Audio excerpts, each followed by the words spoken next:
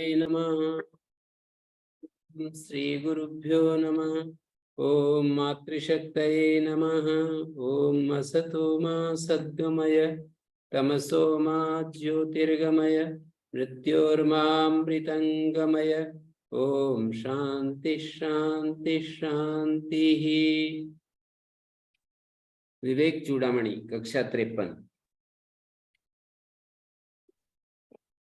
नमस्ते आचार्य जी।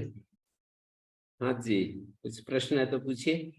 जी, तो आप पहले कहे थे कि आत्मा जो है ना विषय नहीं हो सकता। जी, तो जब हम अपने स्वरूप में स्थित होते हैं तो हमारे को अपना बारे में ज्ञान होता, तो उस समय में वो विषय मतलब हम नहीं उसके बारे में आत्मा तो जान रहे विषयी हैं। ही है। हाँ, केवल विषयी मात्र शेष रहना ही आत्मज्ञान है। अपने शांत स्वरूप में रहते हैं ना।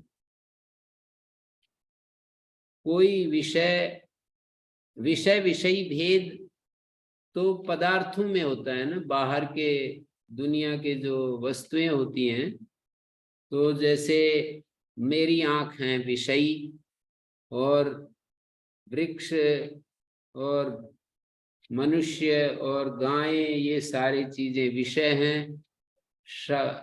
कर्णेंद्रिय विषयी है तो शब्द विषय है। त्वचा इंद्रिय विषय, मानी जो जानने वाला है वो विषयी होता है। जो जिसको ज्ञान बाहर जिसका ज्ञान होता है वो विषय होता है। तो जानने वाला वहां पर जानने वाला तो तात्विक दृष्टि से, व्यावहारिक दृष्टि से हो सकता है। व्यावहारिक दृष्टि से बुद्धि को विषयी बना सकते हैं कि जो बुद्धि के सहयोग से विषयी क्या बनाए, वहां करण ही रहता है। वो विषयी के लिए कर्ता होना जरूरी है। जैसे कि हम आंख के सहयोग से हम रूप को देखते हैं, तो यहाँ पर भी मैंने मोटे मोटे रूप में बोल दिया था कि आंख विषयी है, रूप विषय है। लेकिन अंततः आंख करण है और विषयी है हमारी भीतर जो जीव के रूप में बैठा हुआ है ना, वो कर्ता, वो विषयी है। और आंख करण है और रूप विषय है। तीन चीज होगी ना। और उस विषय का ज्ञान, बुद्धि में ज्ञान हो रहा है। चार चीज हो गई। एक विषयी माने एक प्रमाता, एक प्रमाण, एक प्रमेय और एक प्रमिति। तो प्रमाता विषयी होता है। प्रमाता विषयी होता है। प्रमाता स्वयं विषय नहीं बनता किसी दूसरे का, क्योंकि दो प्रमाता नहीं है हमारे भीतर, एक प्रमाता है। प्रमाता मानी जानने वाला। तो जानने वाला, ये व्यवहार दशा का वर्णन है। अब आप असंप्रज्ञात समाधि में चले गए, शांत स्वरूप में चले गए, तो वहां तो ना प्रमाण है, ना कोई प्रमेय है, बस एक ही बच गया। आत्मा, प्रमाता भी नहीं कहते उस समय उसको। वो जानने क्यों चाहिए? तो उसके हाँ, अंत में प्रमाता हमें तब होता है जब वो कोई विषय हो। प्रमाता भी नहीं होता है जब हम अपने शांत तदा द्रष्टु स्वरूप अवस्थानम सूत्र की यदि नजर से देखें, तो वहां प्रमाता भी नहीं होता है। और अंत में तो हमें अपने ज्ञान हो जाता, वो सबसे बड़ा उपलब्धि होगी अपने बारे में जानना। तो फिर वो भी ज्ञान हो गया, तो वो स्वरूप स्थान क्या, स्वरूप अपने स्वरूप में हो तो वो ज्ञान हो जाता होता है। ज्ञान वृद्धि भी बोलते हैं उस अवस्था में। फिर वो कौन सा ज्ञान होता है वो? नहीं, जैसे कि हम अपने स्वरूप में स्थित हो गए, तो वहां पर सूत्र में ये कहा है कि बुद्धि बोधात्मा पुरुषा किन स्वभाव विषयाभावात। विषय के अभाव होने से, व्यास भाष्य की पहली पंक्ति है, तदा दृष्टु के भूमिका बनाई। तद अवस्थे चेतसी, जब वृत्ति निरोध हो गया, शांत हो गया, विषयाभावात, विषय रहा नहीं। बुद्धि बोधात्मा पुरुषा, बुद्धि का बोधा जो पुरुष है, बुद्धि का बोध ही जिसका स्वरूप है, ऐसा पुरुष किन स्वभाव वाला, किस स्वभाव वाला होता है? तो कहते हैं किस स्वभाव वाला होता है। तो क्या उत्तर दिया? उत्तर ये दिया तदा द्रष्टु स्वरूपे अवस्थान। और कहते हैं फिर उसके अगला ही सूत्र ये है कि व्युत्थान चित्ते तु सति तथापि भवन्ति न तथा। जब हमारी व्युत्थान अवस्था होती है तो तथापि भवन्ति चिति शक्ति वैसा होती हुई भी वैसी नहीं होती है। वैसी होती हुई मतलब अपने स्वरूप में ही है, वो तो अपरिणामी अप्रति संक्रमा है, किसी चीज में घुलती मिलती है नहीं। फिर भी न तथा, क्योंकि वृत्ति सारूप्य स्थिति हो रही है, तो वृत्तियों का जो रूप है वही फिर उसका रूप प्रतीति में चला जाता है। वृत्तियों का जो रूप है वही उसका स्वरूप प्रतीत होने लगता है, वैसा स्वरूप नहीं होता है। तथापि भवन्ति न तथा, वो जो चिति शक्ति का वैसा स्वरूप नहीं होता है तो भी वैसा नहीं होता है। सूत्र में तथा दृष्टि स्वरूप के अवस्थान में ऐसा स्वरूप अपने स्वरूप में स्थित हो जाता है, ये तो एक आगे स्वरूप को जान लेता है। जानना जैसे तो वहां कोई ये बताइए सूत्र में। हाँ नहीं, तदा वो दृष्टा दृषि मात्रा शुद्ध ज्ञान मात्र, जानने वाला नहीं होता है। जानने वाला प्रमाता होता है और ज्ञान जो है वो चैतन्य होता है। दो स्थितियां हैं, एक ज्ञान रूप और ज्ञाता रूप। तो ज्ञान रूप जो है वो चिति शक्ति का रूप है, और जब बुद्धि के साथ संयुक्त होता है तो वो जानने वाला होता है, ग्रहीता होता है, यूं कहना चाहिए। जैसे एक सूत्र 41 नंबर सूत्र है पहले पाद का, अभिजातस्य मणिर ग्रहीत्री ग्रहण ग्राह्येषु तत्स्तदंजनता समापत्ति। तो वहां पर ग्रहीता, ग्रहण और ग्राह्य तीन शब्दों का प्रयोग है। और चित्त जो है स्फटिक मणि जैसा हो गया, तो ऐसा शुद्ध चित्त ग्रहीता के साथ होगा तो ग्रहीताकार हो जाएगा, ग्रहण के साथ इंद्रियों के साथ होगा तो ग्रहणाकार हो जाएगा, और ग्राह्य के साथ होगा तो चित्त ग्राह्याकार हो जाएगा। तो चैतन्य मात्र और जानने वाला, ये दो स्थितियां हमारी होती हैं। एकाग्र अवस्था में भी चैतन्य मात्र नहीं होता है, जानने वाला ही होता है। निरुद्ध भूमि में जब हमारी निरुद्ध भूमि होती है, शांत अवस्था, कुछ क्षणों के लिए ही सही मान लो, निरुद्ध भूमि जब कहते हैं ना, तब तो कुछ समय के लिए निरुद्ध भूमि नहीं होती है, वो तो स्वभावतः निरुद्ध भूमि जब बहुत लंबे लंबे समय तक होगा ना, तब निरुद्ध भूमि होगी। और जैसे चित्त की 5 भूमि बताई, क्षिप्त, मूढ़, विक्षिप्त, एकाग्र, निरुद्ध। निरुद्ध भूमि का मतलब उसकी सहज अवस्था है। चित्त की बोल रहा हूं, चित्त की 5 भूमियां हैं, क्षिप्त भूमि, मूढ़ भूमि, विक्षिप्त भूमि, एकाग्र भूमि और निरुद्ध भूमि। निरुद्ध भूमि चित्त की बोल रहा हूँ। चित्त की निरुद्ध भूमि तब होती है जब सहज अवस्था में चित्त निरुद्ध हो गया, कोई विषय नहीं है, और फिर सहज रूप से जब हम कुछ क्षणों के लिए हम निरोध होते हैं तो भूमि नहीं कहेंगे, चित्त का निरोध मात्र कहेंगे। अभी भूमि उसकी नहीं आई है। एकाग्र भूमि तब होती है जब सहज रूप से एकाग्र रहता है। तो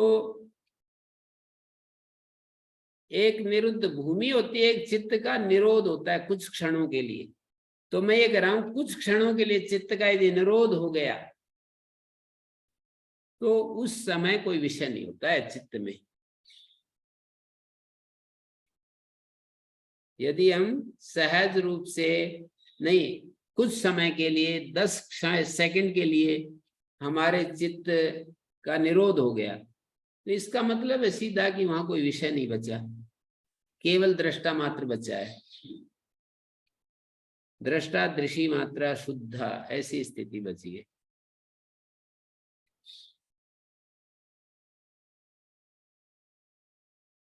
जी, तो क्या आपका सवाल था? पूरा फिर दोहराइए एक बार। अपने स्वरूप में जब स्थित होते हैं तो अपने बारे में ज्ञान होता है, कालांतर में जानने वाला तो नहीं होता है ना। अब ज्ञान होता है, ये तो ठीक है, भाषा तो ऐसी बनेगी कि ज्ञान होता है अपने बारे में, जी, पर जी, पर जानने वाला वहां पर, और जिसको वो जानता है अपने द्वारा अपने को जानता है, ये भाषा भी बनेगी। जी, जी, जी। तो आत्मना आत्मानम अभिसम विवेश या आत्मना आत्मानम जानाति, भाषा में तो ऐसा बोलेंगे, पर स्थिति क्या बनेगी ये जाकर के आप कल्पना के आधार पर नहीं, जाकर के आप फील करके देखें कि जब कोई विषय नहीं है तो अपने द्वारा अपने को जानते हैं, तो वो स्वयं स्वयं के द्वारा जानते हैं, क्या उसमें विभाजन हो जाता है? जानने वाले में दो जानने वाले हो जाते हैं कि एक ये जानने वाला है, एक इस जो जानने में आ रहा है वो है। अपने द्वारा अपने को जानने का तात्पर्य क्या बनेगा वो मैं कह रहा हूं, उसका तो क्या आचार्य तात्पर्य होगा? ये जब भी अपने होगा, हैं। जब भी ये होगा जीवन में, ये बहुत बड़ी उपलब्धि होगी। हाँ ये तो है ही, पक्का ये तो है। तो पर उस मैं ये उपलब्धि कह रहा को, हूँ कि अपने द्वारा अपने को जानने का मतलब क्या है? क्या वहां द्वैत रहता है? और वही तो। उपनिषदों का भी प्रमाण है, यत्र ही सर्वम एव आत्मा भूत, केन कम पश्येत, केन कम शृणुयात, केन कम विजानियात। सब कुछ आत्मा ही हो जाता है, तो किसके द्वारा किसको देखे? और भाष्यकार ने भूमा का व्याख्यान करते हुए ये बहुत ही पावरफुल शब्दों में वहां पर निराश किया है कि कुछ लोग कहते हैं कि अपने द्वारा अपने को जानता है भूमा। तो बोले क्या वो ऐसा, मतलब बहुत सारे तर्क दे करके कहा कि ये तो गौण कथन है, अपने द्वारा अपने को जानता है, यहाँ कोई द्वैत थोड़ी रहता है वहां पर। जानने वाला और जे पदार्थ, ये द्वैत का मतलब होता है एक जानने वाला है एक जिसको हम जानते हैं। तो वो जो स्थिति आती है अपनी पूर्ण शांति की स्थिति, चित्त शांत हो जाता है, निरोध हो जाता है, चित्त में कोई विषय नहीं होता है। एक बहुत बड़ी चीज है, चाहे थोड़ी देर के लिए 10 सेकंड के लिए आए, लेकिन वहां पर द्वैत नहीं रहेगा। फिर यदि द्वैत है तो अभी वो स्थिति नहीं आई है, ऐसा कहना पड़ेगा। जी आचार्य, धन्यवाद। गुरुजी नमस्कार। गुरुजी जी। निरुद्ध और निरोध चित्त में थोड़ा डिटेल में बता दें क्या फर्क है? नहीं, मतलब भूमि और उसकी एक कुछ क्षणों के लिए 10 सेकंड के लिए जो स्थिति हो गई, तो उसको भूमि थोड़ी कहेंगे। भूमि का मतलब चित्त की एक सहज अवस्था, जो बहुत ही परम वैराग्य की स्थिति में है ना, जो लोग जिनको संसार में कुछ भी नहीं चाहिए, बिल्कुल निरीह निरिच्छ हो गए, ना तो उनको कोई अभिमान शेष बचा है, मेरा करके कुछ बचा नहीं, मुझे कुछ करके दिखाना है ये भी नहीं बचा, और मुझे कुछ चाहिए ये भी नहीं बचा, कुछ भी नहीं बचा। ऐसी स्थिति में कुछ भी संसार के किसी भी चीज का कोई आकर्षण नहीं, कुछ भी उसको चाहिए नहीं, ऐसी स्थिति आने पर निरोध भूमि आएगी। परम वैराग्य की स्थिति में निरोध भूमि आएगी। मैं ये कह रहा हूं, जब तक हमें कुछ करना है तो निरोध भूमि कैसे आएगी? कुछ समय के लिए हम चित्त को रोक सकते हैं प्रयास से, कामना का बीज समाप्त हो जाए, ये वासना का बीज समाप्त हो जाए तो निरोध भूमि आएगी। हैं? जी। निरोध भूमि और निरोध दो बातें हैं ना। कुछ क्षणों के लिए हमने निरोध कर दिया, ऐसे एकाग्र भूमि या कुछ क्षणों के लिए एकाग्र हो गए तो भूमि नहीं है, एकाग्र। हम एकाग्र हो गए किसी अवस्था में, ऐसे ही विक्षिप्त भूमि और कुछ क्षणों के लिए विक्षिप्त हो गए, ज्यादातर मूड रहते हैं। तो भूमि जो है नीचे वाली होती है। बेस ऐसा हो गए। मैंने किसी महापुरुष की पुस्तक में देखा था, जब हमारी ऊपर वाली स्थिति होती है तो उससे नीचे वाली भूमि होती है। जैसे ठीक। एकाग्र अवस्था में हम रहते हैं तो इसका मतलब भूमि हमारी विक्षिप्त है अभी, और यदि निरुद्ध भूमि में चले गए तो हमारी एकाग्र अवस्था कही जा सकती। जी। भूमि का मतलब उसकी सहज अवस्था, बार बार मैं बोल रहा हूं, सहज अवस्था, चित्त की सहज अवस्था। चित्त की जो सहज अवस्था है वो भूमि है। क्या? पहले मैं उल्टा समझ गया। हाँ, आपने कहा कि निरुद्ध जो चित्त है उसकी एकाग्रता उसकी भूमि है। हाँ, निरुद्ध चित्त की। निरुद्ध तो मतलब प्रयासजन्य है और निरोध एकाग्रता जो है वो विषय है। हाँ, निरोध के लिए प्रयास है उसका। और निरोध तो तब आएगा जी कि कुछ भी मन में कोई बीज नहीं बचेगा ना, कोई इच्छा नहीं बचेगी, कोई वासना, कुछ करने के लिए बचा नहीं है, बिल्कुल ऐसे रहता है, बिल्कुल एकदम से उस अवस्था में। श्री कृष्ण और महर्षि दयानंद जैसे लोग जो है ना, उनका तो बहुत ज्यादा सामर्थ्य है कि वो जो है ना चित्त का काम भी लेते जा रहे हैं और कुछ भी इच्छा भी नहीं। ये एक अद्भुत उदाहरण है श्री कृष्ण और महर्षि दयानंद, श्री अरविंद जैसे लोगों का। चित्त का काम भी ले रहे हैं, चित्त से काम भी ले रहे हैं, और चित्त में कोई बीज भी नहीं है, चित्त की अंदर कोई वासना भी नहीं, इच्छा भी नहीं, कोई कर्ता भोक्ता ऐसा कुछ बचा नहीं, और काम भी ले रहे हैं।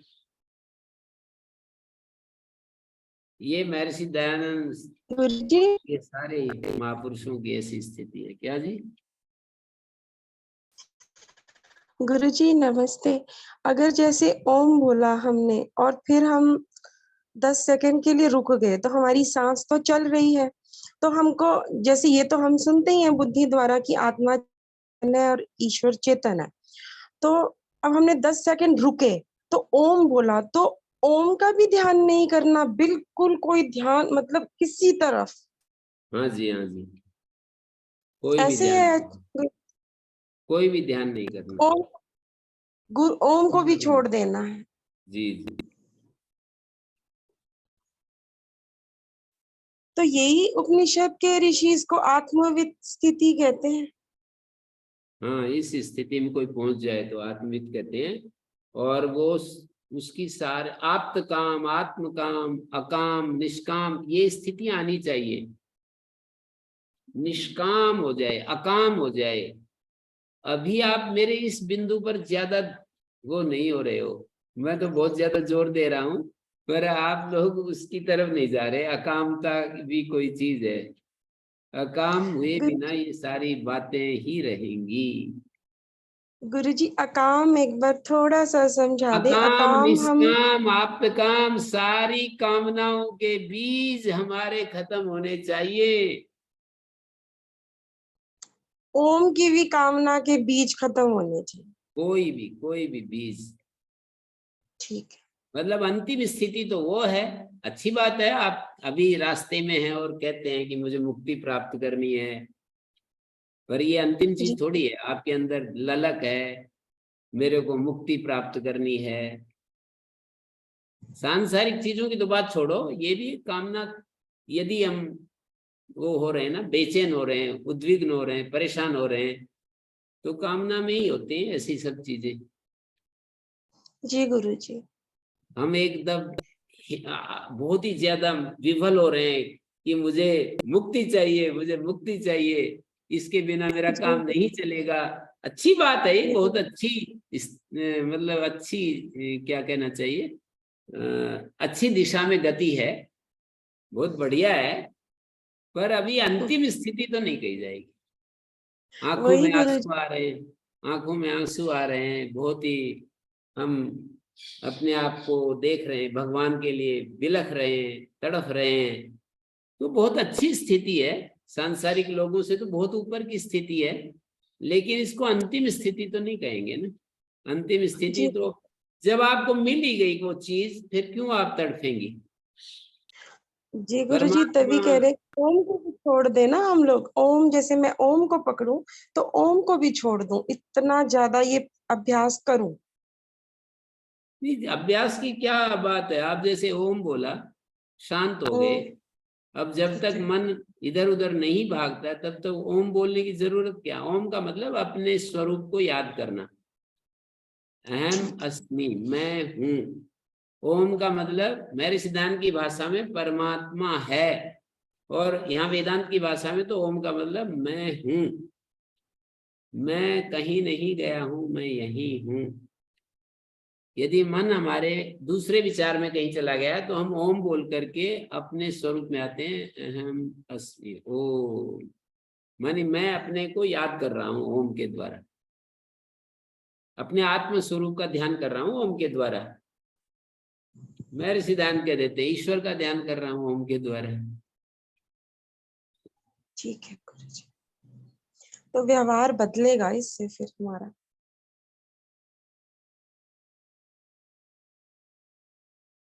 अब प्रमाद की निंदा देखिए क्या क्या कह रहे हैं। प्रारब्ध वशात जगत का भान हो तो क्या करना चाहिए? दृश्यम प्रतीतम प्रविलापयन स्वयं सन्मात्रमानंद घनम विभावयन समाहितः सन् वैरंतरम वा कालम नयेथा सति कर्म बंधे। प्रारब्ध कर्म जो है ना, उसका एक ही काम है, विक्षेप करना, मन को घुमाना। अब मेरे को यहाँ करना है, अब मेरे को वहां जाना है, अब मेरे को ये करना है, वो करना है, ये पढ़ना है, वो पढ़ना है, ये पढ़ाना है, वो पढ़ाना है। ये सब प्रारब्ध कर्म जो है ना, विक्षेप पैदा करता है। दृश्यम प्रतीतम प्रविलापयन स्वयं। पिछला प्रारब्ध भी कर रहा है और हम वो प्रारब्ध बनाए जा रहे हैं वैसे प्रारब्ध तो प्रारब्ध को बनाएगा और क्या, तो टूटेगा कैसे?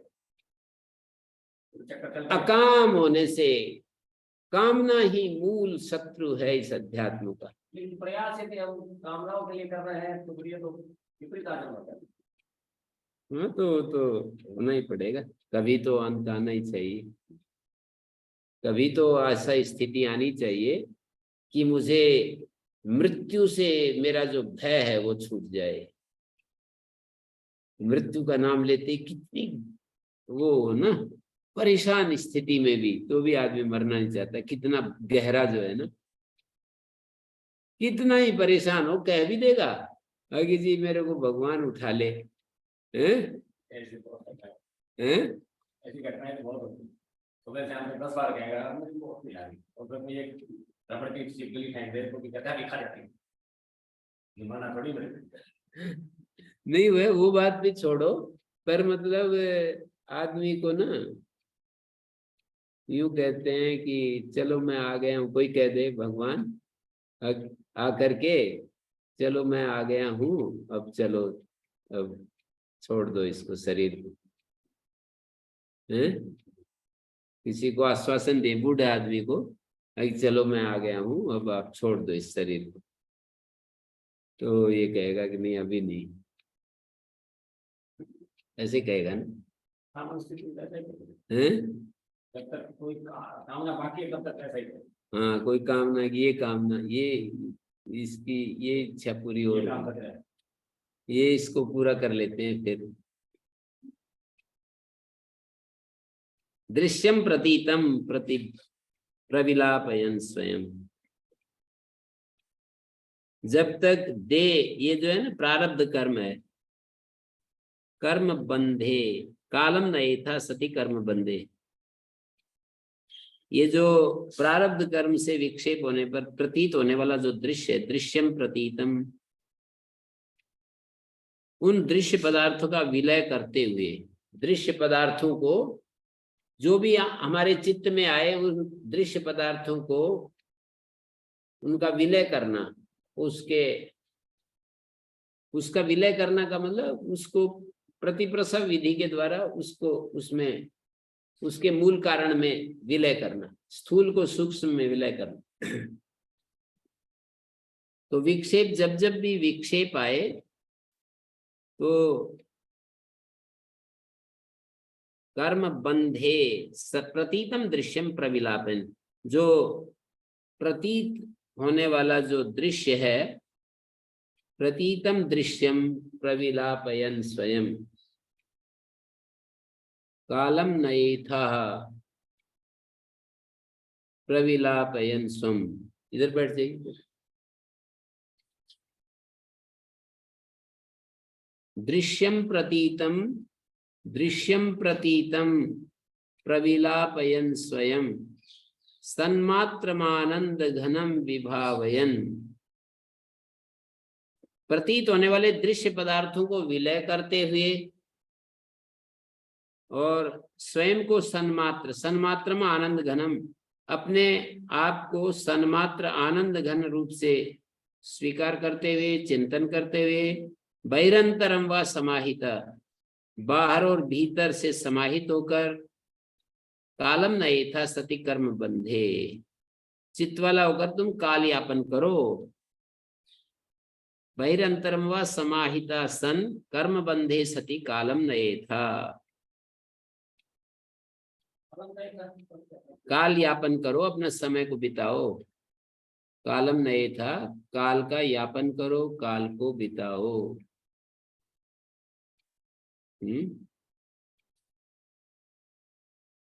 कर्म बंद होने पर, प्रारब्ध कर्म के होने पर ऐसा ऐसा कहना चाह रहे हैं। यहाँ पर एक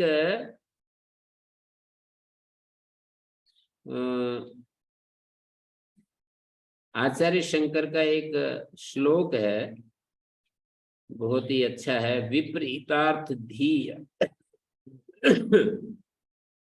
विपरीतार्थ धीयावत न निश्शेषम निवर्तते, स्वरूप स्फुरणम यावत न प्रसिद्ध्यति अनर्गलम, तावत समाधि षट्केन नयेत कालम निरंतरम। कहते हैं जब तक देह आदि अनात्म पदार्थों में आत्म बुद्धि रूप जो विपरीत बुद्धि है वो निवृत्त ना हो जाए। विपरीत बुद्धि क्या है? विपरीतार्थ धी मानी बुद्धि, विपरीतार्थ बुद्धि यावत न निश्शेषम निवर्तते, जब तक पूर्ण रूप से निवृत्त नहीं होती, पूर्ण रूप से नहीं हट जाए, और स्वरूप का स्फुरण बाधा रहित जब तक सिद्ध न हो जाए। स्वरूप स्फुरणम यावत न प्रसिद्ध्यति अनर्गलम, अनर्गल मानी बाधा रहित। हमारा स्वरूप का जो स्फुरण हो रहा है ना हमें, वो कभी कभी होता है, बाधा आ जाती बीच बीच में, बाधा रहित वो स्फुरण ना हो जाए तब तक 6 प्रकार की समाधि से, तावत समाधि षट्के न, 6 प्रकार की समाधि से नयेत कालम निरंतरम, निरंतर काल का वो करना चाहिए, काल को बिताना चाहिए। 6 प्रकार की क्या समाधियां होती हैं? दृश्यानुविध्य, ये वेदांत के अनुसार 6 प्रकार की समाधियां, दृश्यानुविद्ध, शब्दानुविद्ध, दृश्य अननुविद्ध, शब्द अननुविद्ध, सविकल्प, निर्विकल्प, ऐसे 6 प्रकार विभाग करके बता दिए। दृश्यानुविद्ध और शब्दानुविद्ध, फिर दृश्य अननुविद्ध और शब्द अननुविद्ध, सविकल्प और निर्विकल्प, इन विभाग कर दिया एक प्रकार का। तो प्रमाण के अनुसार प्रतीत होने वाले सारे जो दृश्य पदार्थ हैं, उन दृश्य पदार्थों के नाम और रूप का प्रविलापन करके, नाम होता है एक रूप होता है, जैसे वृक्ष एक नाम है और जो वस्तु वहां दिखाई दे रही है उसको रूप कहते हैं। खंबा एक नाम है और ये जो खड़ा हुआ दिखाई देता है इसको रूप कहते हैं। हाथ एक नाम है और ये जो वस्तु है इसको रूप कहते हैं। शरीर एक नाम है और ये जो शरीर है हमारा, ये सब रूप होता है। तो प्रमाण के अनुसार प्रतीत होने वाला जो दृश्य है, प्रमाण के अनुसार, जैसे आंख एक प्रमाण है, शब्द एक प्रमाण है, और धुआं एक प्रमाण होता है ना अनुमान के लिए। तो धूम्र जो है, उस धूम्र से अग्नि का बोध होता है। तो प्रमाण के अनुसार प्रतीत होने वाला जो भी दृश्य पदार्थ हैं, उन दृश्य पदार्थों के नाम रूप को प्रविलापन करके, नाम भी और रूप का भी उसके कारण में विलापन कर दिया, उसके कारण में लीन कर दिया, और सबका अधिष्ठान जो है आत्मा बचता है। फिर सभी का जो अंतिम शेष बचता है वो आत्मा होता है। तो अधिष्ठान भूत केवल ब्रह्म की भावना करते हुए, उस ब्रह्म की भावना करते हुए स्वयं को भी सन्मात्र, ऐसे कह रहे हैं, सन्मात्र आनंद घनम विभामयन, अपने आप को भी सन मात्र, सत्ता मात्र और आनंद मूर्ति के रूप में, आनंद घन के रूप में विभावना करते हुए, ध्यान करते हुए, बाह्य भीतर से सारे इंद्रियों सहित, बाह्य और भीतर इंद्रियों सहित क्या करके, बाह्य भीतर से सारे इंद्रियों सहित मन को समाहित करके प्रारब्ध कर्मों से प्राप्त विक्षेपों से बचने के लिए, प्रारब्ध कर्म से जो विक्षेप आते हैं उनसे बचने के लिए क्या करें हम, समाधि निष्ठ होकर के, कालम नये था, समाधि निष्ठ होकर के, समाहिता सन, समाहित का मतलब होता है समाधि निष्ठ होकर के, समाहित होकर के, और अपना समय व्यतीत करो। ये उन्होंने आचार्य शंकर के सर्व वेदांत सिद्धांत सार संग्रह पुस्तक का एक श्लोक मैंने सुनाया, विपरीतार्थ धी यावत न निशेषम निवर्तते, विपरीत बुद्धि माने दे आदि अनात्म पदार्थों में आत्म बुद्धि जब तक पूर्ण रूप से नहीं हटती, स्वरूप स्फुरणम यावत न प्रसिद्ध्यति अनर्गलम, और बाधा रहित स्वरूप बोध भी जब तक नहीं होता है, तावत समाधि सटके न नयेत कालम निरंतरम। और अभी जो श्लोक पढ़ रहे थे, दृश्यम प्रतीतम प्रविलापयन स्वयं, ये जो हमारे प्रारब्ध कर्म के कारण से हमें जो ये दृश्य प्रतीति हो रही है, नाम रूप की प्रतीति हो रही है, और उसमें सुख बुद्धि भी साथ में जुड़ जाती है। केवल नाम रूप हो तब तो कोई बात नहीं, पर नाम रूप के साथ हमें सुख बुद्धि और दुख बुद्धि भी साथ में जुड़ जाती है कि ये तो कितनी अच्छी चीज है, ये तो कितनी खराब चीज है, ये तो मेरे लिए कितना सुख देने वाला है, ये कितना दुख देने वाला है, इसने कितना परेशान किया है, वो भूतकाल की घटनाएं याद आ जाती हैं। तो ये सारा जो है उसको कहा कि ये बार बार यही करते रहे, दृश्यम प्रतीतम प्रविलापयन स्वयं सन्मात्रम आनंद घनम विभा, और अपने आप को सन्मात्र आनंद घन जानते हुए, विभावयन समाहिता सन, समाहित मानते अपने आप को समाधिनिष्ठ करके, बहिरंतरम व बाहर भीतर सर्वत्र कालम नये था सती कर्म बंधे, कर्म बंधन के होने पर, प्रारब्ध के होने पर अपना समय बिताना चाहिए।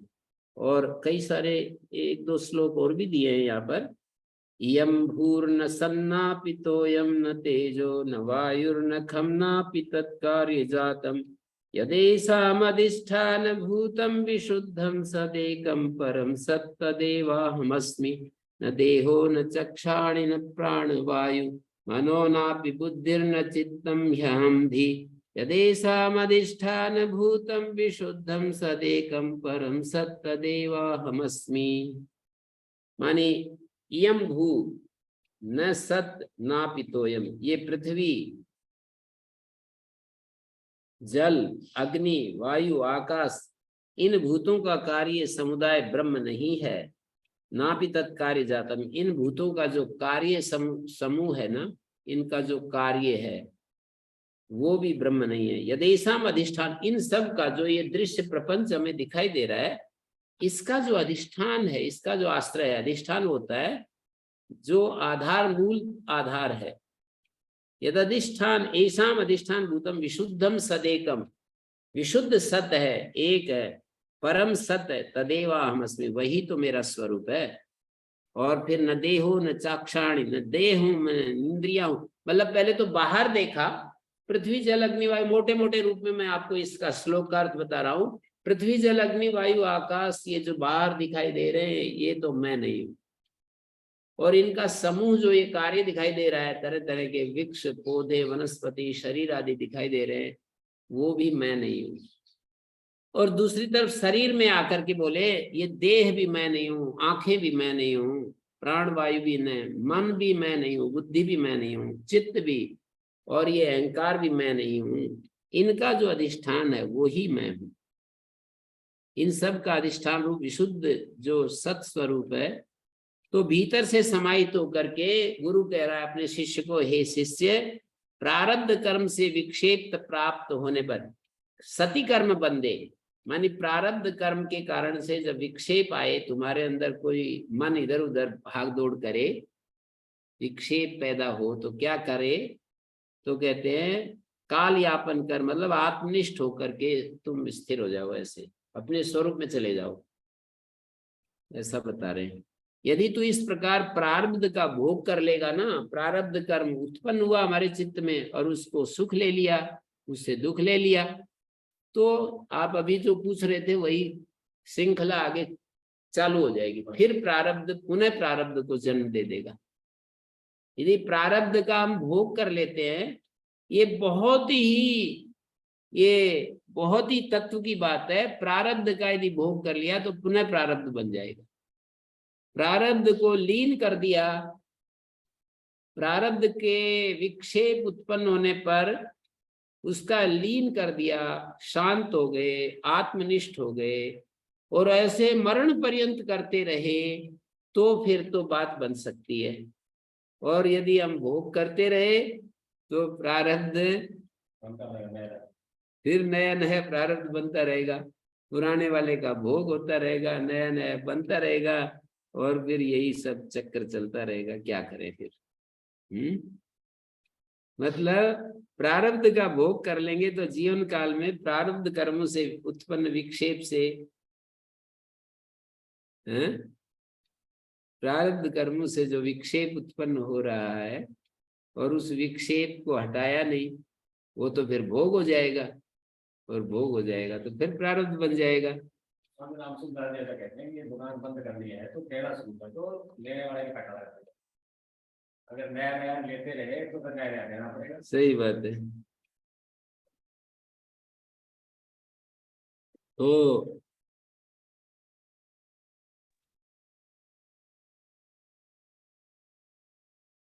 यही कह रहे हैं, यदेषाम अधिष्ठान भूतम विशुद्धम। शिष्य को कभी भी थोड़ा सा भी दुख प्राप्त ना हो, इसके लिए गुरुदेव जो है अनुग्रह करके, उसको अनुग्रह करते हुए विवेकी पुरुष को भी प्रमाद आदि से दुख की प्राप्ति होती है, इसको समझाने के लिए तैयार हो गए कि विवेकी पुरुष को भी प्रमाद आदि से दुख की प्राप्ति होती है। प्रमादो ब्रह्मनिष्ठायां न कर्तव्य कदाचन, प्रमादो मृत्युरित्याह भगवान ब्रह्मण सुता। ब्रह्म का सुत, ब्रह्म का पुत्र कौन थे? सनत कुमार। ब्रह्मा जी के पुत्र सनत कुमार ने ये बात कहा है कि प्रमादो मृत्युरित्याह है। प्रमाद क्या है? मृत्यु है। प्रमादो ब्रह्मनिष्ठायां न कर्तव्यम कदाचन। ब्रह्मनिष्ठा में कोई, धृतराष्ट्र ने पूछा कि महाराज मृत्यु क्या है, इसका उत्तर मुझे दीजिए। तो सनत कुमार ने कहा, प्रमादम वही मृत्युम अहम ब्रवीमि, सदा प्रमादम अमृतत्वम ब्रवीमि। प्रमाद को ही मैं मृत्यु कहता हूं और अप्रमाद को मैं अमृतत्व कहता हूं। सदा अप्रमादम अमृतत्वम ब्रवीमि। प्रमाद को मैं मृत्यु बताता हूं और अप्रमाद को मैं अमृतत्व कहता हूं, ऐसे बताया उन्होंने। तो ब्रह्मनिष्ठा में प्रमाद माने एक प्रकार से आत्मस्वरूप से च्युत होना ही प्रमाद है। अपने आत्मस्वरूप से नीचे आना ही प्रमाद है, ये नहीं करना चाहिए। तो भगवान सनत सुजात को यही उपदेश दिया था। तो ये शिष्य तुम भी ऐसा ही करो।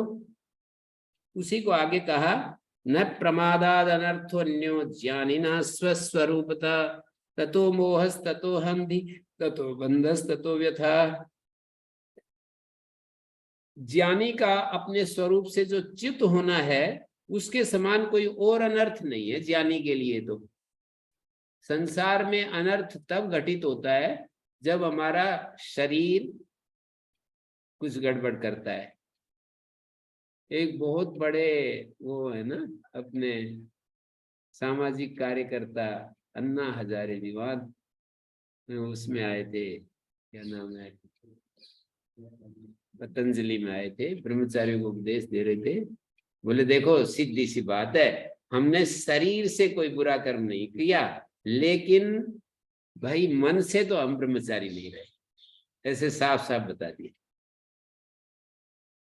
शरीर से तो हमने कोई ऐसा अनैतिक कार्य नहीं किया, लेकिन मन से तो हम ब्रह्मचारी नहीं। तो समाज की दृष्टि से तो शरीर से गड़बड़ करने पर समाज पकड़ता है, मन में कोई कुछ भी कैसा भी रहे उसमें क्या दिक्कत है समाज। लेकिन यहाँ जो है न प्रमादाद अनर्थोन्यो ज्ञानिना स्वस्वरूप, अपने स्वरूप से थोड़ा भी च्युत होना, शरीर के साथ तादात्म्य हो गया, अपने शरीर को ही हम अपना स्वरूप समझ लिया, तो यही सबसे बड़ा अनर्थ हो गया है। फिर वो मोह आ जाएगा, मोह के बाद अहंकार आ जाएगा, अहंकार से बंधन, बंधन आ गया तो फिर पीड़ा शुरू हो गई है। तो आत्मानुसंधान में कभी प्रमाद नहीं करना चाहिए। और फिर क्या कहा, अज्ञानियों के लिए भले ही हो ये पहला कथन, किंतु इससे ज्ञानी की क्या हानि है। तो कह रहे विषयाभिमुखम दृष्ट्वा विद्वांसमपि विस्मृति विक्षेपयति धीदोषैर्योषाजारमिव प्रियम। कोई कुलटा स्त्री हो अपने प्रेमी जार पुरुष को पागल जैसे बना देती है, विक्षेपय योषाजारम इव प्रियम, अपने प्रेमी जार पुरुष को पागल बना देती है, उसी तरह विद्वान पुरुष को भी विषयाभिमुखम दृष्टवा, विषयों में आसक्त देखकर आत्मविस्मृति, बुद्धि दोषों के द्वारा विक्षिप्त कर देती है। विद्वांसम अपि विस्मृति, विस्मृति जो है विद्वान पुरुष को भी अधीर कर देती है। आत्मविस्मृति, आत्मा का जो विस्मरण है, आत्मा का जो याद न रहना, अपने स्वरूप का याद न रहना, वो क्या करेगा, विद्वांसम अपि, विद्वान पुरुष को भी विषयों में आसक्त हुआ देखकर, विषयाभिमुखम दृष्टवा, जैसे कोई आदमी विषयाभिमुख हो जाए उसको देखकर विद्वान पुरुष को भी जो विस्मृति है वो बुद्धि दोषों से उसको विक्षिप्त कर देगी। जैसे योषाजारम इव प्रियम, जैसे किसी उल्टा स्त्री जार पुरुष को, अपने प्रिय जार पुरुष को जैसे घुमा देती है, ऐसे ही ये जो विस्मृति है विषयाभिमुख विद्वान पुरुष को भी धी दोषैर विक्षेपयति, धी दोष का मतलब हो गया बुद्धि का जो दोष है ना, विद्वान को भी आसक्त देखकर बुद्धि दोषों के द्वारा विक्षिप्त कर देती है। उपपत्ति, ये क्या बोलते हैं, यहाँ पर एक वो दिया है, दृष्टांत दिया है। जार कौन होता है, उपपति, एक पति होता है, एक उपपति होता है, उसको जार कहते हैं। स्त्री अपनी प्रेमी जार पुरुष को अपने प्रेम से ऐसा पागल कर देती है कि वो अन्य में आसक्त हुए बिना उसी के कहने के अनुसार किसी को मरवाना हो तो मार देगा, किसी को कुछ करना हो, कुछ लाना हो तो कह देगी कि ये अपनी माँ का सिर काट करके ला भाई, तब मेरा संबंध होगा, तो ये भी कर देगा वो। ऐसा कहते हैं ना कि भाई ऐसा ऐसा भी कर देता है आदमी, तो उसके इशारों पर नाचने लगता है अपने पति के समान। जैसे उसका कोई पति है और वो मोहित रहता है, ऐसे ही उपपति को भी मोहित कर देती है, ऐसे कह रहे हैं। योसा जारम इव प्रियम, इसी प्रकार ब्रह्म की जो विस्मृति है, ब्रह्म का विस्मरण है, वो विद्वान पुरुष को भी, विवेकवान पुरुष को भी, जो ज्ञानी पुरुष है उसको भी विषयों में आसक्त देख लिया, बहिर्मुख देख लिया, कभी विषयाभिमुख देख लिया तो उसको विक्षिप्त कर देती है। परांचिखानी व्यत्रिणत स्वयंभू तस्मात् परांग पश्यति नान्तरात्मन, मानी श्रुति कहती है कि भाई ये इंद्रियां तो बहिर्मुख है, बस ऐसे ही है ये सब। विषयेषु आविशत चेता, पीछे 300 नहीं आगे आ रहा है, विषयेषु आविशत चेता, आगे आ रहा है 327, विषयेषु आविशत चेता संकल्पयति तद्गुणान्, विषयों में, शब्दादि विषयों में आसक्त चित्त उनके गुणों का चिंतन करता है। संकल्पयति तद्गुणान् सम्यक संकल्पनात् कामा, और सम्यक संकल्प से कामना उत्पन्न हो जाती है। कामात् पुंसः प्रवर्तनम, और कामना से पुरुष की प्रवृत्ति हो जाती है। ततः स्वरूप विभ्रंश, और उससे स्वरूप आत्मा की विस्मृति हो जाती है। स्वरूप विभ्रंश क्या है, आत्मविस्मृति। विभ्रष्ट सुपतत्यधा, और आत्मविस्मृति होने पर पुरुष अपने नीचे गिर जाता है, भ्रष्ट होकर नीचे की ओर गिर जाता है। पतितस्य विना नाशम पुनर्नारोह इक्षते, और उसका नाश के बिना पुनः आत्म स्थिति रूप आरोहण देखा नहीं गया। मतलब पहले जो है ना पूरा एक बार तो पूरा नष्ट हो जाएगा, तब होश आएगा, फिर जो है ऊपर चढ़ने की बात सोचेगा। एक बार तो 3 दिन में गिरी जाए, 3 दिन तक पहुंच जाए। हैं? एक बार तो 3 दिन तक पहुंच जाए। एक बार पूरा जाएगा।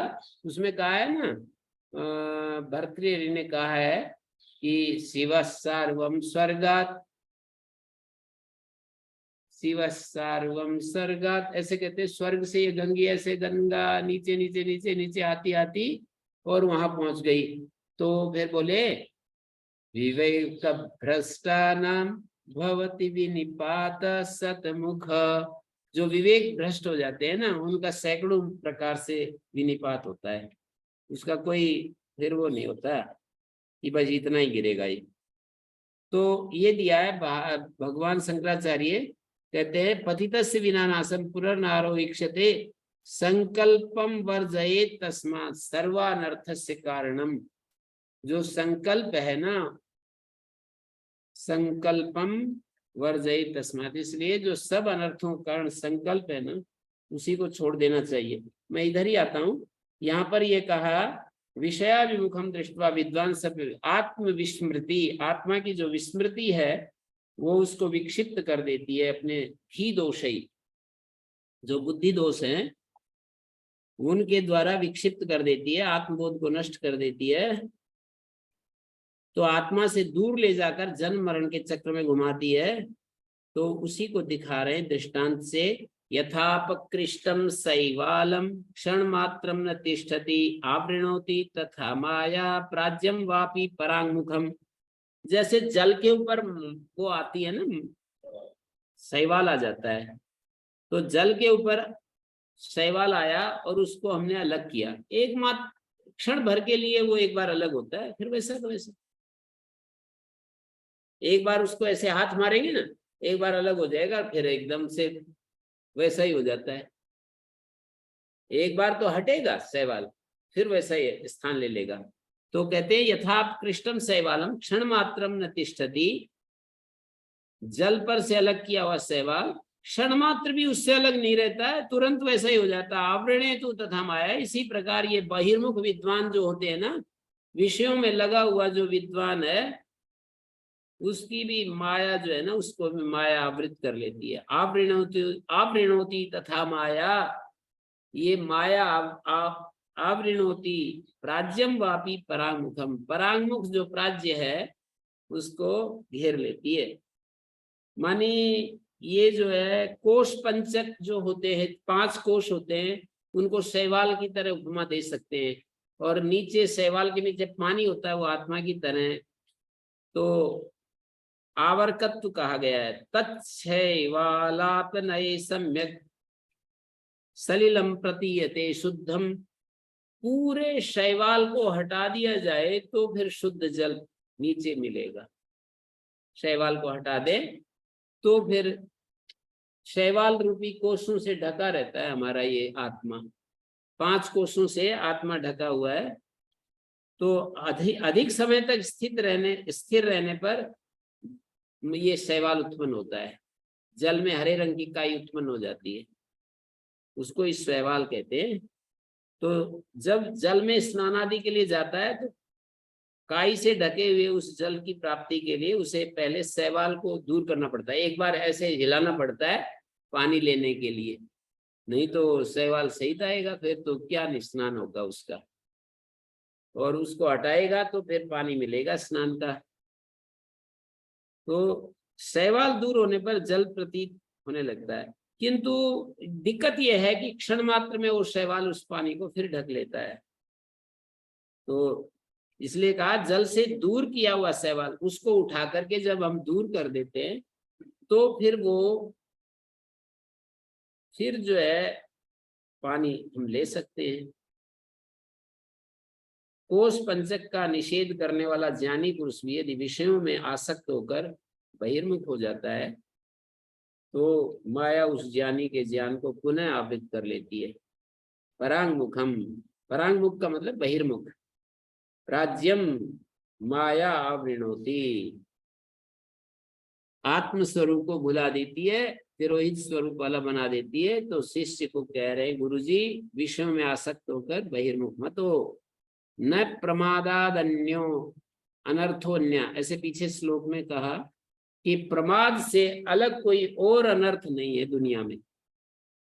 तो इसी को आगे कह रहे हैं लक्ष्यच्युतम चेत यदि चित्तमीशत बहिर्मुखम सन्निपते ततस्तत प्रमादता प्रच्युत केलिकंदुक सोपान पंक्तौ पतितो यथा तथा।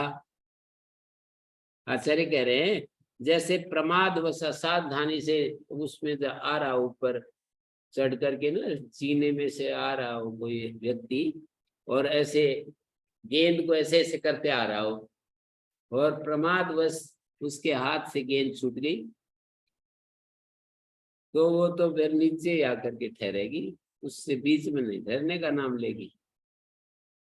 जैसे पहाड़ के ऊपर हम गेंद लेकर के जा रहे हो और बीच में पहुंच गए और प्रमादवश हाथ से छूट गई, गेंद तो नीचे आकर ठहरेगी, फिर बीच में ठहरने का नाम नहीं लेगी। तो ऐसे ही कह रहे हैं लक्ष्यच्युतम चेत यदि चित्तमीशत, यदि थोड़ा सा भी चित्त हमारा लक्ष्य से इधर उधर हो गया, ब्रह्म रूपी लक्ष्य आत्म रूपी लक्ष्य से थोड़ा सा भी इधर हो गया, तो क्या होगा बहिर्मुखम सन्निपते ततस्तता। तो बहिर्मुख हुआ बस सन्निपते ततः ततः इधर उधर गिरता चला जाएगा। प्रमादता प्रच्युत केलिकंदुका, हाथ से गेंद प्रमादवश छूट गई, सोपान पंक्तौ पतितो यथा तथा, सीढ़ियों की पंक्ति पर जैसे गिरी हुई नीचे ही पहुंच जाती है, ऐसे ही हमारी स्थिति हो जाएगी। तो मुमुक्षु जो है मोक्ष का इच्छुक, मोक्ष का इच्छुक है तो मतलब कुछ काम करने हैं तो कर लो, कोई बात नहीं। पर जब जिस दिन शुरुआत उस दिन होगी जिस दिन कहेगा कि अब मुझे कोई इच्छा नहीं रखनी, तो मोक्ष मुमुक्षु बनने की शुरुआत जो है ना उस दिन शुरू होगी। अब मुझे कुछ नहीं चाहिए इस दुनिया में, जो मुझे चाहना था वो चाह लिया, मुझे अब कुछ भी नहीं चाहिए। बिल्कुल एकदम से ऐसा यदि हो जाए तो फिर काम बन सकता है। मुझे तो एक ही चीज दिखाई दी कि कामना ही इस रास्ते में मुख्य बाधा है। ध्यान समाधि लगेगी नहीं लगेगी ये तो अलग बात है। कामना, अब ये कह देते हैं कि ध्यान समाधि लगाओगे तब कामना छूटेगी। कामना तो दोष से भी छूट सकती है, लक्ष्य के प्रति सजगता से भी छूट सकती है, ध्यान समाधि की बात नहीं है। कामना छूटेगी, ध्यान समाधि अपने आप हो जाएगी। मतलब दो रास्ते हैं। कोई कहते हैं कि भाई ध्यान समाधि लगाओ तो कामना छूटेगी, कोई कहता है कामना छोड़ो तो ध्यान समाधि अपने आप लगेगी। कामना नहीं होगी तो ध्यान समाधि में जाएगा, समाधि में जाएगा। मतलब कहीं कामना ही तो कुछ हो जाते हैं। हाँ, तो ध्यान समाधि यदि में रहना है, कोई लक्ष्य बनाता है कि मैं तो जी शांति में रहना चाहता हूँ, तो शांति में रहना है तो ध्यान समाधि शांति एक ही बात है। सुख कहें शांति कहें ध्यान समाधि कहें एक ही बात है। कामना को छोड़ने का प्रयास उसी को ध्यान समाधि लगाने को कहते हैं। कामना को छोड़ने के लिए जो हमारा पुरुषार्थ है उसी को ध्यान समाधि कहते हैं। हाँ, कामना को छोड़ने के लिए ध्यान समाधि लगाते हैं, लेकिन वो तो मुश्किल है काम। ये रास्ता मुझे तो कठिन लगा है।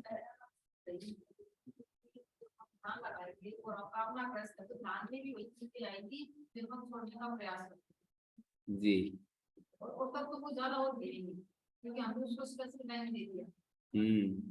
तो मुमुक्षु अपने लक्ष्य ब्रह्म से हटकर बहिर्मुखी हो जाता है।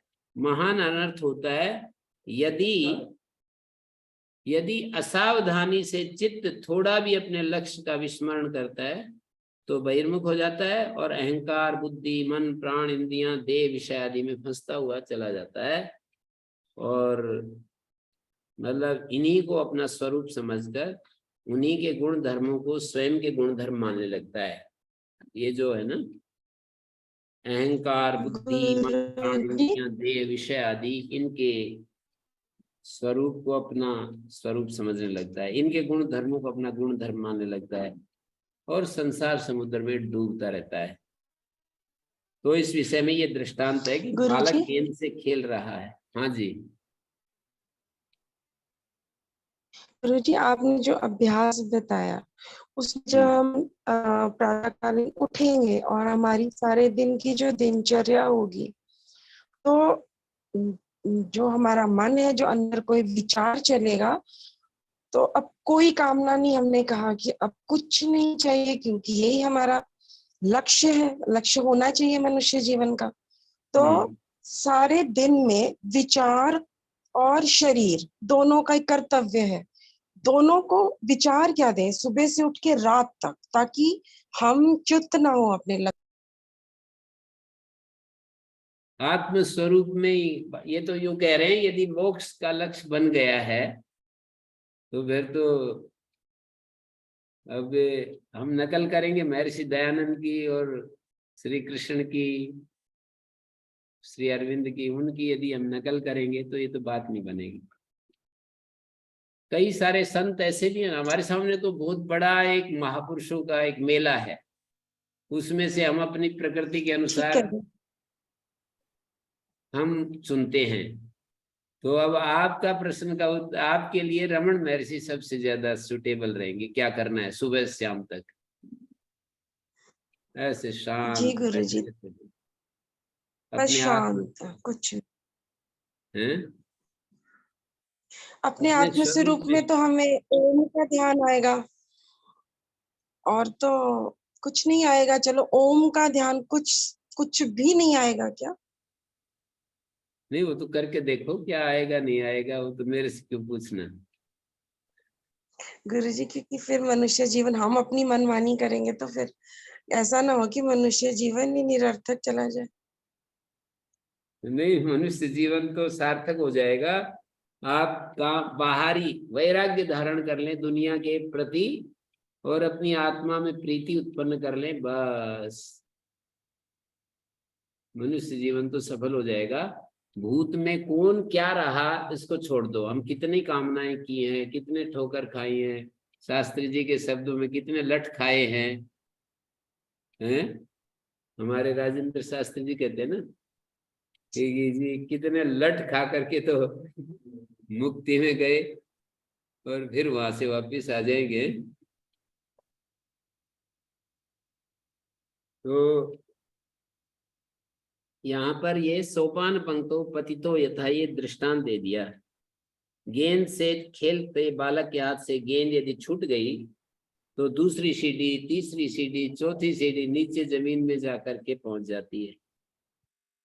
तो जन्म मरण का जंजाल संसार रूपी जाल में फंसता ही चला जाता है। प्रमाद ही मृत्यु है, इस बात को इन अगले श्लोकों में कहा। अभी मैंने जो बताया, विषयेष्वाविशत चेता संकल्पयति तद्गुणान्, विषयों में प्रविष्ट होता हुआ जो चित्त है उनके विषयों के गुणों का चिंतन करता है। सम्यक संकल्पनात् कामा, और सम्यक संकल्प से उनके बारे में सोचने से फिर कामना उत्पन्न होती है, कामना से मनुष्य की प्रवृत्ति होती है और उससे स्वरूप भ्रंश हो जाता है, और भ्रंश हो गया तो नीचे की नीचे बस चला जाएगा।